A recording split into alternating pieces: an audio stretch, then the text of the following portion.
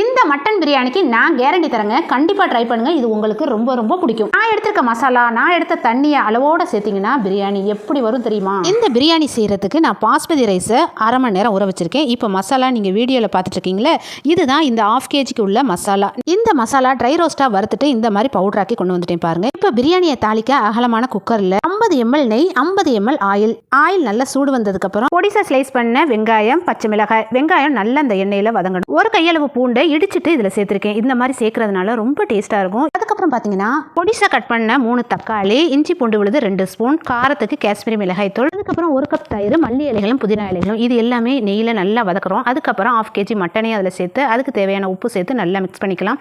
நல்லா மிக்ஸ் பண்ணதுக்கப்புறம் நம்ம அரைச்ச மசாலாவையும் அதில் சேர்த்து குக்கரை லாக் பண்ணி கறியை வேக வச்சுட்டேன். இப்போ அடுத்ததாக பார்த்தீங்கன்னா கறி நல்லா வெந்திருக்கு. இப்போ நான் 1/2 kg விட கொஞ்சம் அதிகமாக ரைஸ் எடுத்திருக்கேன். எடுத்து அந்த அளவுக்கு தகுந்த மாதிரி தண்ணி சேர்த்துருக்கேன். தண்ணி நல்லா கொதி வந்தோடனே ரைஸ் சேர்த்து நல்லா மிக்ஸ் பண்ணி மூடி வச்சிடறேன். ஏன்னா கொஞ்சம் ட்ரை ஆகணும் இல்லையா? இப்போ ட்ரை ஆனதுக்கப்புறம் கொஞ்சம் நெய் விட்டு தம்மில் போட்டு எடுத்தாக்கா ஆஹா கம கமன் இருக்கும். கண்டிப்பாக நீங்கள் ட்ரை பண்ணி பாருங்கள். இது உங்களுக்கு ரொம்ப பிடிக்கும்.